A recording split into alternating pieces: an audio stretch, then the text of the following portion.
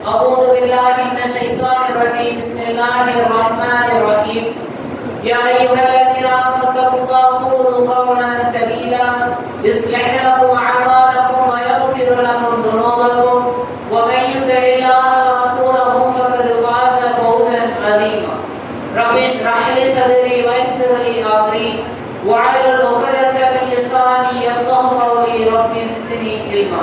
أما بعد فإن أصدق الحديث كتاب الله وأحسن الهدي هدي محمد صلى الله عليه وسلم وشر الأمور محدثاتها وكل محدثة بدعة وكل بدعة ضلالة وكل ضلالة في النار.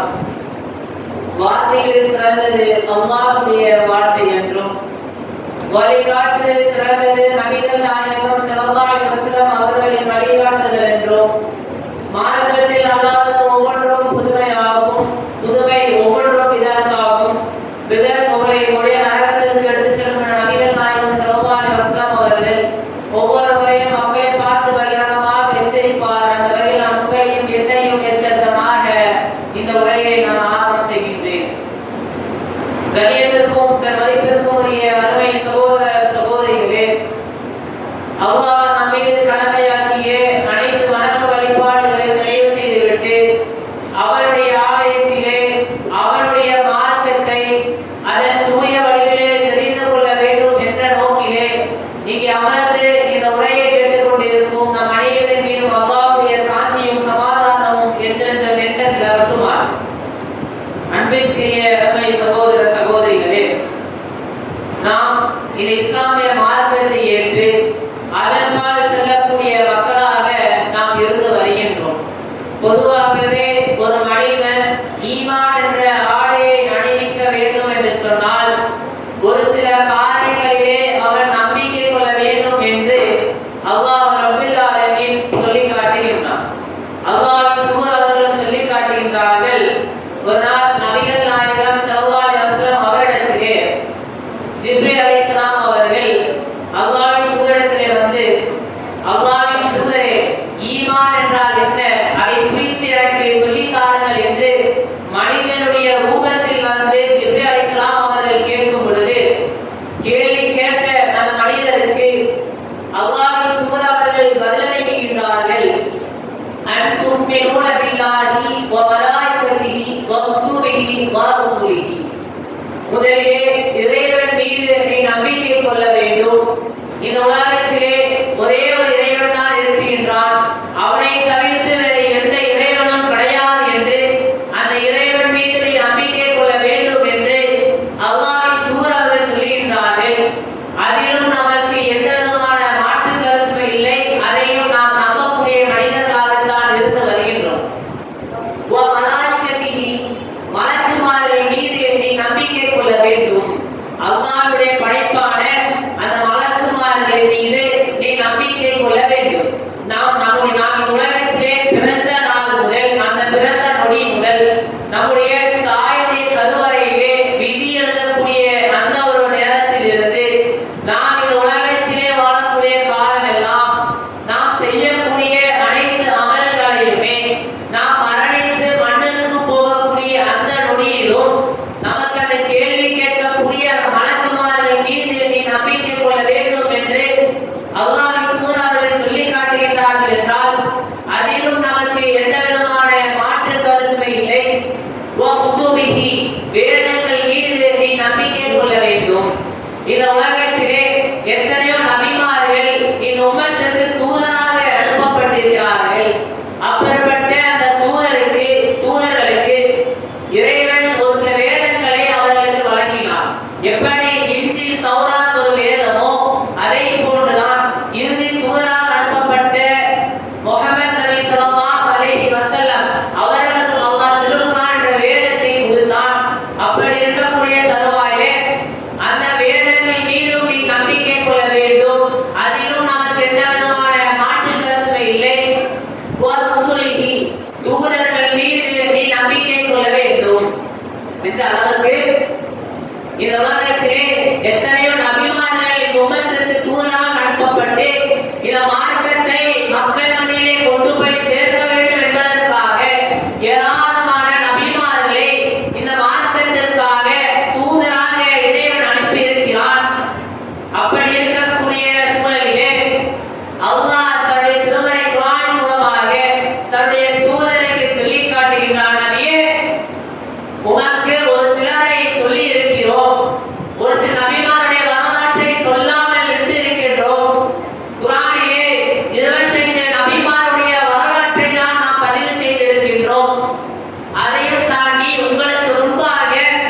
ஏராளமான நபிமார்கள் இந்த உம்மத்திற்கு தூதராக அனுப்பப்பட்டிருக்கிறார்கள்.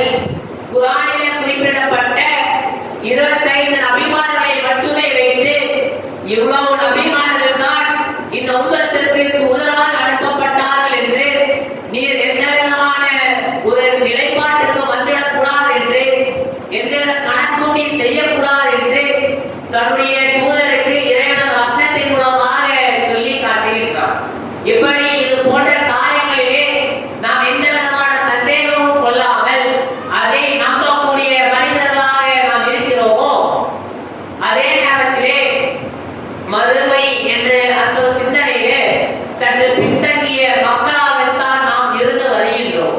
ஒரு மனிதனிடத்திலே மறுமை இன்றைக்கு வரும் அல்லது நாளை வரும் அல்லது நாளை மறுநாள் வரும் என்று சொல்லும் பொழுது கூட அந்த மனிதனுடைய பதில் எவ்வாறு இருக்கின்றது என்று சொன்னால், மறுமை உள்ளதுதான், எந்த விதமான மாற்று கருத்தும் இல்லைதான். ஆனால் அந்த மறுமை வருவதற்கு இன்னும் ஏராளமான வருடங்கள் இருக்கின்றது, மறுமை வெகு தூரத்தில் இருக்கின்றது என்று அந்த மனிதனுடைய நிலைப்பாடு இருக்கின்றது. இன்னும் சொல்ல போனால் மார்க்கம் படித்த வேதங்களை நன்கு படித்து வைத்திருக்கின்ற அந்த மார்க்க அறிஞர்கள் சொல்லி காட்டுகின்றார்கள். மறுமை நாள் எப்பொழுது வரும் என்று தெரியுமா? அல்லாஹ் இறைவன் தன்னுடைய தூதருக்கு சொல்லி காட்டிய அந்த பெரிய அடையாளங்களை பட்டியலிட்டு சொல்லி காட்டுகின்றார்கள். மகனுடைய வருகை, பெரும் புகை வரும், தஜ்ஜால் என்ற கொடிய அரக்கன் வருவான், அவனை அழிப்பதற்காக ஈசா நபி அவர்கள் வானத்திலிருந்து இறக்கப்படுவார்கள், இமாம் மஹ்தி அவர்கள் வருவார்கள். இப்படி 10 அடையாளங்கள் பட்டியலிட்டு சொல்லி காட்டிவிட்டு இது போன்ற அடையாளங்கள் ஏற்படாத வரை மறுமை நாள் ஏற்படாது என்று அந்த மனிதன் சொல்லி காட்டுகின்றான். யார்? மார்க்கம் படித்த வேதங்களை நன்கு படித்து வைத்திருக்கின்ற அந்த அறிஞருடைய நிலைப்பாடு இருக்கின்றது. ஆனால் அல்லாஹ்வின் தூதர் அவர்கள் இந்த மறுமையை குறித்து சொல்லி காட்டுகின்றார்கள். மறுமையும் நானும் எப்படி வந்திருக்கிறோம் தெரியுமா? நானும் மறுமை நாளும் இப்படி வந்திருக்கிறோம் என்று அல்லாஹ்வின் தூதர் அவர்கள் அந்த 2 விரல்களை சுட்டி காட்டி இது போன்றுதான் நாங்கள் மறுமையும் அல்லாஹ் வைத்திருக்கின்றான் என்று அல்லாஹ்வின் தூதர் அவர்கள் சொல்லி காட்டுகின்றார்கள். ஒரு நாள் நபிகள் நாயகம் ஸல்லல்லாஹு அலைஹி வஸல்லம் அவரிடத்திலே ஒரு மனிதர் வந்து, அல்லாஹ்வின் தூதரே, மறுமை நாள் எப்பொழுது வரும் என்று கேட்கும் பொழுது அதற்கு அல்லாஹ்வின் தூதர் அவர்கள் பதிலளிக்கின்றார்கள், மறுமை நாள் ஏற்படும் பொழுது இது போன்ற காரியங்கள் எல்லாம் ஏற்படும் என்று சொல்லிவிட்டு சொல்லி காட்டினார்கள். அமானிதங்கள் பாடுபடுத்தும் பொழுது மறுமை நாளை நீங்கள் எதிர்பாருங்கள் என்று சொல்லி காட்டினார்கள். அந்த அமானிதத்துடைய நிலை இன்றைக்கு எவ்வாறு இருக்கின்றது? இன்றைக்கு சற்று சிந்தனை செய்து பாருங்கள். இன்றைக்கு அந்த அமானிதம் இன்றைக்கு பாதுகாக்கப்படுகின்றதா அல்லது இன்றைக்கு அந்த அமானிதம் பாடுபடுத்தப்படுகின்றதா? சற்று நீங்களே ஆய்வு செய்து பாருங்கள். இன்றைக்கு தூங்கக்கூடிய நேரத்திலே ஒரு மனிதனிடத்திலே ஒரு அமானிதத்தை சொல்லிவிட்டு, ஒரு ரகசியத்தை சொல்லிவிட்டு, இதை யாரிடத்திலே சொல்லிவிடாதீர்கள் என்று சொல்லும் பொழுது, சரி நான் யாரிடத்திலே நான் சொல்ல மாட்டேன் என்று அந்த மனிதன் சொல்லிவிட்டு காலையில 10 நேரத்திலே எழுந்து பார்க்கும் பொழுது யார் அந்த அமானிதத்தை சொன்னாரோ அதே மனிதனிடத்திலே அந்த அமானிதம் வந்து இருக்கக்கூடிய நிலை இன்றைக்கு இருந்து வருகின்றது. இந்த ரகசியத்தை யாரிடத்திலே சொல்லிவிடாதீர்கள், இந்த அமானிதத்தை பாதுகாத்துக் கொள்ளுங்கள் என்று யாரிடத்திலே அந்த அமானிதம் வருகின்றது? யார் அந்த அமானிதத்தை சொன்னாரோ அந்த மனிதனிடத்திலே அந்த அமானிதம் வந்து நிற்கின்றது என்று சொன்னால் இன்றைக்கு அந்த அமானிதத்துடைய நிலை இன்றைக்கு இவ்வாறுதான் இருந்து வருகின்றது. இன்னும் சொல்ல போனால் அல்லாஹ்வின் தூதருடைய காலகட்டத்திலே அனஸ் ரலியல்லாஹு அன்ஹு அவர்கள் அல்லாஹ்வின் தூதரிடத்திலே 10 ஆண்டுகள் பணியாளராக வேலை பார்க்கக்கூடிய நேரத்திலே அந்த அனஸை அழைத்து ஒரு ரகசியத்தை சொல்லிவிட்டு, இந்த ரகசியத்தை நீர் யாரிடத்திலே சொல்லிவிடாதே என்று அல்லாஹ்வின் தூதர் அவர்கள் சொல்லியிருக்கார். இப்பொழுது வீட்டிற்கு வரும் பொழுது தன்னுடைய தாயாரான உம்மு சுலைம்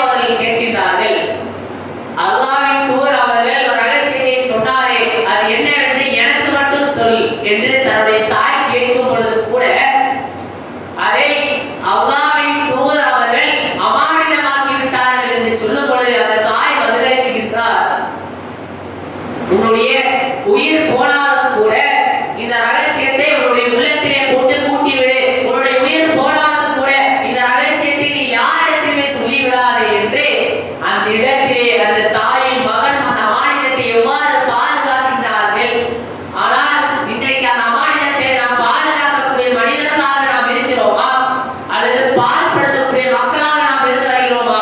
சற்று சிந்தனை செய்து பாருங்கள். இது போன்ற ஏராளமான இடங்களில் அல்லாஹ்வின் தூதர் நபிகள் நாயகம் ஸல்லல்லாஹு அலைஹி வஸல்லம் அவர்கள் இந்த மறுமையை குறித்து அதிகமாக எச்சரிக்கை செய்யக்கூடிய மனிதராகவும் அந்த மனிதர்களுக்கு மறுமையை குறித்த அந்த சிந்தனையை போதிக்கக்கூடிய மனிதராகத்தான் அல்லாஹ்வின் தூதர் அவர்கள் திகழ்ந்தார். ஒரு நேரத்திலே அல்லாஹ்வின் தூதர் அவர்கள் ஆலியா என்று சொல்லக்கூடிய பகுதிக்கு செல்லும் பொழுது ஒரு வியாபார சந்தைக்கு அல்லாஹ்வின் தூதர் அவர்கள் செல்கிறார்கள். அப்பொழுது இறந்த ஆட்டை அல்லாஹ்வின் தூதர் அவர்கள் பார்க்கிறார்கள். பார்த்துவிட்டு அந்த ஆட்டை அப்படியே எடுத்துக்கொண்டு சஹாபாக்கள் மத்தியிலே வந்து, இந்த ஆட்டை யாராவது ஒரு வெள்ளி காசுக்கோ அல்லது பொருளாதாரத்தை கொடுத்து நீங்கள் அந்த ஆட்டை நீங்கள் வாங்கிக் கொள்வீர்களா என்று சஹாபாக்கள் மத்தியிலே அல்லாஹ்வின் தூதர் அவர்கள் கேட்கும் பொழுது, அல்லாஹ்வின் தூதரே, இந்த ஆட்டை நீங்கள் ஒரு வெள்ளி காசுக்கு விலை பேசுகிறீர்கள், சற்று அந்த ஆட்டை நீங்கள் பாருங்கள், ஊனமற்றதாக காதுகளில் சிரித்த காதாக அந்த ஆடை இறந்தும் போய்விட்டது, பார்ப்பதற்கே அருவருக்கத்தக்கதாக மட்டமாக இருக்கின்றது, அந்த ஆட்டையை நீங்கள் ஒரு வெள்ளி காசுக்கு பொருளாதாரத்திற்கு விலை பேசுகிறீர்கள் என்று கேட்கும் பொழுது அதற்கு நபி அவர்கள் பதிலளிக்கின்றார்கள், இதே அற்பமா, இது அற்பமா? சரி, இந்த ஆட்டை நான் இலவசமா தருகிறேன், எனக்கு பொருளாதாரம் வேண்டாம், இந்த ஆட்டை இப்பொழுது யாராவது வாங்கிக் கொள்வீர்களா என்று கேட்கும் பொழுது, அல்லாஹ்வின் தூதரே, இந்த ஆடு உயிரோடு இருந்தாலும் எங்களுக்கு ஏதேனும் போதனம் இருக்கு, அதை வைத்து நாம் ஏதாவது வேலை கூட பார்த்துக் கொள்ளலாம், ஆனால் அந்த ஆடு இறந்து போய்விட்டது, அந்த ஆட்டையா நீங்கள் ஒரு வெள்ளி காசுக்கு அல்லது பொருளாதாரத்திற்கு விலை பேசிக் கொண்டிருக்கிறீர்கள் என்று கேட்கும் பொழுது, இப்பொழுதுதான் அல்லாஹ்வின் தூதர் நபிகள் நாயகம் ஸல்லல்லாஹு அலைஹி வஸல்லம் அவர்கள் ஒரு முக்கியமான விஷயத்தை மக்கள் சஹாபாக்களுக்கு இடத்திலே சொல்லி காட்டுகிறார்கள். நீங்கள் எப்படி இந்த ஆட்டை அருவருக்கத்தக்கதாக மட்டமாக ஒரு கீழ்த்தரத்திலே வைத்து பார்க்கிறீர்களோ, அல்லாஹ்வுடைய பார்வையிலே இந்த உலக வாழ்க்கை மட்டமானது. நீங்கள் எப்படி இந்த ஆட்டை நீங்கள் ஒரு கீழ்த்தரத்திலே மட்டமாக அருவருக்கத்தக்கதாக வைத்திருக்கிறீர்கள், அதை விட மட்டமான இந்த உலக வாழ்க்கை யாருடைய பார்வையிலே? அல்லாஹ்வுடைய பார்வையிலே என்று சொல்லிவிட்டு அல்லாஹ்வின் தூதர் நபிகள் நாயகம் ஸல்லல்லாஹு அலைஹி வஸல்லம் அவர்கள் சொல்லி காட்டுகிறார்கள், வல்லாஹிரத்து கைரு வஅதுல்லா, இந்த உலக வாழ்க்கையை விட மறுமை தான் மகத்தானது, அதுதான் நிரந்தரமானது என்று அல்லாஹ்வின் தூதர் அவர்கள் சொல்லி காட்டுகிறார்கள். என்று சொன்னால் இன்றைக்கு வாழக்கூடிய நாம் இன்றைக்கு அந்த மறுமைக்காக தயாராக வேண்டாமா? இந்த உலக வாழ்க்கை என்பது அற்பமானது, இது வெறும் அலங்காரம் தான் என்று எப்பொழுது நாம் உணரப் போகிறோம்? அல்லாஹ்வின் தூதர் அவர்கள் சஹாபாக்களிடத்திலே சொல்லி காட்டினார்கள், உங்களிலே ஒருவர் ஒரு ஆற்றிலேயோ அல்லது ஒரு நீர் கடலிலேயோ உங்களுடைய ஆள் காட்டி விரலை அப்படி முக்கி எடுக்கும் பொழுது, முக்கி எடுத்ததற்கு பிறகு என்ன வருமோ அதை வைத்து உங்களுடைய உலக வாழ்க்கையை மறுமையை ஒப்பிட்டுக் கொள்ளுங்கள், அதுதான் உலக வாழ்க்கை என்று அல்லாஹ்வின் தூதர் அவர்கள் சொல்லி காட்டுகிறார்கள். என்று சொன்னால் அந்த மறுமைக்காக நாம் எப்படி தயாராக வேண்டும், அதற்கான கூலியை நாம் திரட்ட வேண்டும் அல்லவா? சற்று சிந்தனை செய்து பாருங்கள். இன்றைக்கு எந்த விஷயத்தை எடுத்துக்கொண்டாலும் நாம் மக்கள் மத்தியிலே போட்டியும் உண்டு, பொறாமையும் உண்டு, பிறரை பார்த்துதான் வாழக்கூடிய மக்களாக இருக்கிறோம். சற்று சிந்தனை செய்து பாருங்கள். இன்றைக்கு மனிதர்கள் எதிரெல்லாம் போட்டியும் பொறாமையும் செய்கிறார்கள் தெரியுமா? பக்கத்து வீட்டுக்காரன் டிவி வாங்கிட்டான், ஃப்ரிட்ஜ் வாங்கிட்டான், வாஷிங் மிஷின் வாங்கிட்டான், கார் வாங்கிட்டான், வீடு வாங்கிட்டான், பங்களா வாங்கிட்டான்னு சொல்லி அதிலே பொறாமை கொள்கிறோமே. என்றைக்காவது ஒரு நாள் அந்த மனிதர், அந்த சகோதரர் இமாம் ஜமாத்துடன் பஜர் தொழுகை தொழக்கூடியவராக இருக்கிறாரே, நான் பஜருடைய தொழுகையை தொழாமல் இருக்கிறேனே, அதில் என்றைக்காவது நமக்கு போட்டி உண்டா? அதில் என்றைக்காவது பொறாமை கொண்டோமா? அந்த மனிதர் குர்ஆனை சரளமாக ஓதுகிறார், அந்த மனிதர் நன்மையான காரியங்களிலே அதிகமாக ஈடுபடக்கூடியவராக இருக்கிறார், நான் அந்த இபாதத்திலே குறைவாகத்தானே செய்யக்கூடியவனாக இருக்கிறேன் என்று அதிலே என்றைக்காவது போட்டி உண்டா, பொறாமை உண்டா? வெறும் நம்முடைய மக்கள் எதிரே போட்டியும் பொறாமை செய்கிறீர்கள். உலகம்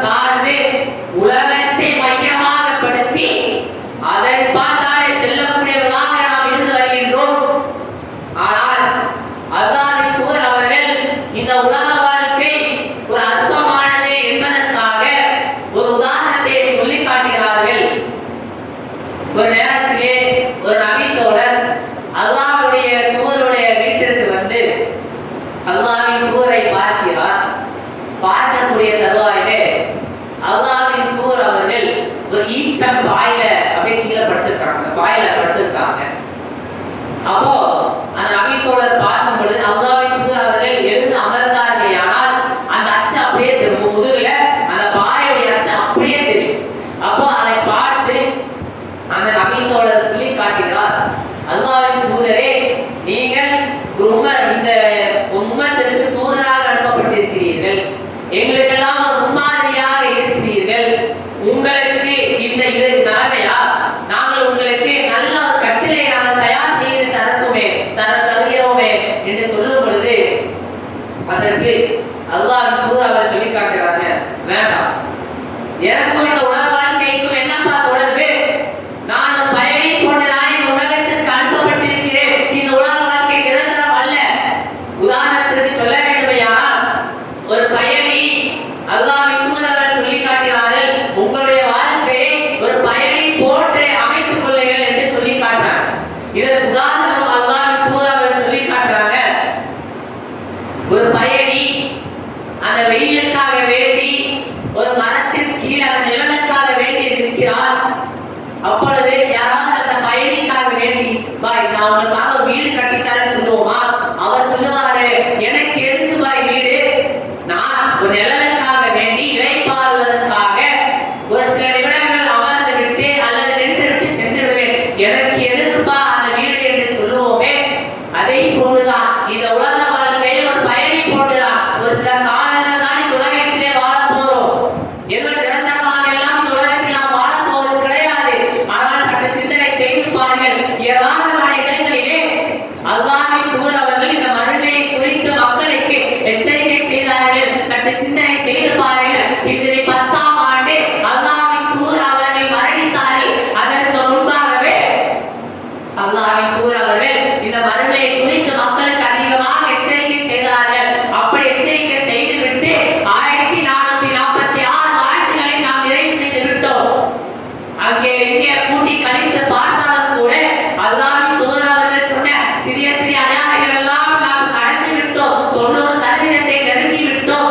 அல்லாஹ்வின் தூதர் அவர்கள் சொன்ன அந்த சிறிய சிறிய அடையாளங்களை பார்த்தும் கூடவா நமக்கு அந்த மறுமையுடைய சிந்தனை வராமல் உலகத்தில் இருக்கக்கூடிய மோகத்தின் காரணத்தினால், உலகத்தில் இருக்கக்கூடிய ஆசையின் காரணத்தில் நாம் சென்று வருகிறோம். ஒவ்வொரு நேரத்திலுமே அல்லாஹ்வின் தூதர் அவர்கள் அந்த மக்களுக்கு மறுமை குறித்த சிந்தனை சொன்னார்கள். இதற்கு உதாரணமாக சொல்ல வேண்டுமையானால், அல்லாஹ்வின் தூதர் அவர்கள் ஒரு இருள் சூழ்ந்த நிலையில யார் ஆள் மட்டுமே இருக்காது. அப்படிப்பட்ட ஒரு நேரத்திலே அல்லாஹ்வின் தூதர் அவர்கள் வீட்டுக்கு வெளியே வருகிறார். அவர்கள் வருவதற்கு முன்பாகவே உமர் ரலியல்லாஹு அன்ஹு, அபூபக்கர் சித்திக் ரலியல்லாஹு அன்ஹு இருவரும் வந்து விடுகிறார்கள். வந்ததற்கு மாத்திரத்திலே நீங்களே வெளியே வந்தீர்கள் என்று இருவரும் கேட்டுக்கொள்கிறார்கள். அப்போ இருவரும் சொல்லிக் கொள்கிறார்கள், நான் பசியால் தான் வந்தேன், நானும் பசியால் தான் வந்தேன் என்று சொல்லிக் கொண்டிருக்கும் பொழுது இப்ப அந்த சபைக்கு அந்த இடத்திற்கு அல்லாஹ்வின் தூதர் நபிகள் நாயகம் ஸல்லல்லாஹு அலைஹி வஸல்லம் அவர்கள் வருகிறார்கள். வந்ததன் மாத்திரத்திலே, நீங்கள் ஏன் இந்த இருள் சூழ்ந்த நிலையிலே உங்களை வீட்டுக்கு வெளியே அனுப்பியது எது என்று கேட்கும் பொழுது அதற்கு அல்லாஹ்வின் தூதருக்கு அந்த 2 நபி தோழர்கள் பதிலளிக்கின்றார்கள், அல்லாஹ்வின் தூதரே, பசிக்கானதினால் தான் நாங்கள் வீட்டுக்கு வெளியே வந்தோம் என்று சொல்லும் பொழுது அல்லாஹ்வின் தூதர் அவர்கள் சொல்லி காட்டுகின்றார்கள், நானும் பசிக்கானதினால் தான் வெளியே வந்தேன். இந்த முஹம்மதின் உயிர் எவன் கையில் இருக்கின்றதோ அவன் மீது சத்தியம் சொல்லிட்டு நானும் பசிக்கானதினால் தான் வெளியே வந்தேன் என்று சொல்லிவிட்டு அல்லாஹ்வின் தூதர் அவர்களுக்கு ஒரு சிந்தனை வருகின்றது. ஒரு அன்சாரி தோழர் விருந்திற்காக வேண்டி அல்லாஹ்வின் தூதரை அழைத்திருப்பார். அது ஞாபகம் வைத்து அல்லாஹ்வின் தூதர் அவர்கள் அந்த அன்சாரி தோழருடைய வீட்டிற்கு செல்கிறார். செல்லக்கூடிய அந்த நேரத்திலே அந்த ஒரு அன்சாரி தோழர் வீட்டிலே இல்லை, வெளியே எங்கேயோ போயிருக்கார். அந்த திண்ணையில தூதர் அமர்ந்திருக்கும் பொழுது இப்ப அந்த அன்சாரி தோழர் வந்து பார்க்கிறார். இந்த நேரத்திலே முழு மதீனாவிலுமே இவர்கள் போன்ற விருந்தாளிகள் யாருடைய வீட்டுக்கும் வந்திருக்க மாட்டார்கள் என்று சொல்லிவிட்டு பேரித்த பழங்களை அந்த மனிதர் அந்த அல்லாஹ்வின் தூதர்களுக்கும் கூட வந்த நபி தோழர்களுக்கும் தந்துவிட்டு இப்பொழுது அந்த அன்சாரி தோழர் ஆட்டை அறுப்பதற்காக செல்கிறார். உணவு தர வேண்டுமா அல்லவா? அதற்காக ஆட்டை அறுப்பதற்காக அந்த அன்சாரி தோழர் செல்லும் பொழுது அந்த அன்சாரி தோழரை அழைத்து அல்லாஹ்வின் தூதர் சொல்றாங்க, பால் தரக்கூடிய ஆட்டை நீர் அறுக்காதீர் என்று சொல்லும் பொழுது, வேறொரு ஆட்டை நீங்கள் அறுங்கள் என்று சொல்லும் பொழுது அந்த அன்சாரி தோழர் வேறொரு ஆட்டை அறுத்து விட்டு வயிறு நிரம்ப அல்லாஹ்வின் தூதர் அவர்களும் உமர் அபூபக்கர் ரலியல்லாஹு அன்ஹு அவர்களும் சாப்பிட்டு விட்டு திரும்பக்கூடிய நிலையில அல்லாஹ்வின் தூதர் அவர்கள் அந்த இரண்டு நபி தோழர்களை பார்த்து சொல்லி காட்டுகிறார்கள், நீங்கள் வீட்டிற்கு வெளியே வரும் பொழுது கடுமையான பசியிலே வந்தீர்கள், ஆனால் இப்பொழுது வயிறு நிரம்ப திருப்தியுடன் வீட்டிற்கு திரும்புகிறீர்கள். இதை குறித்தும் நாளை மறுமையில